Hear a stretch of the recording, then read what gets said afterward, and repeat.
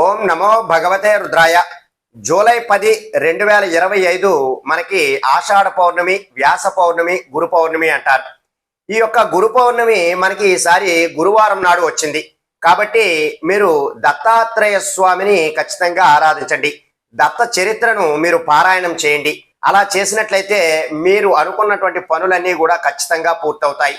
అలాగే ఎవరైతే సింహాచల గిరి ప్రదక్షిణ ఎవరైతే చేసుకుంటారో, అంటే అవకాశం ఉన్నవారు ఎవరైతే తిరగగలుగుతారో వారికి ఖచ్చితంగా వారి మనసులో ఉన్నటువంటి పనులన్నీ కూడా పూర్తవుతాయి.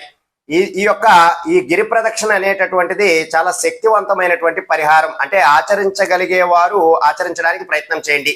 ఎవరైతే తిరగలేము, వారికి ఏవో సమస్యలు ఉన్నాయి అటువంటి సందర్భంలో వారు దత్త చరిత్రను ఇంటి దగ్గరే ఉంటూ పారాయణం చేయండి.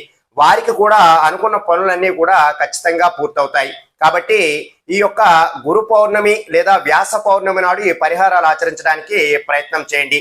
అలాగే మీకు విద్య నేర్పినటువంటి గురువులను మీరు ఈ గురు పౌర్ణమి నాడు వారందరి యొక్క దీవెనలు అనేటటువంటివి తీసుకోండి, వారి యొక్క ఆశీస్సులు అనేటటువంటివి తీసుకోవడానికి ప్రయత్నం చేయండి. గురు పౌర్ణమి చాలా విశేషమైనటువంటి రోజు కాబట్టి ఈ పరిహారాలు ఆచరించడానికి ప్రయత్నం చేయండి. సర్వే జనా సుఖినో భవంతు. శుభం.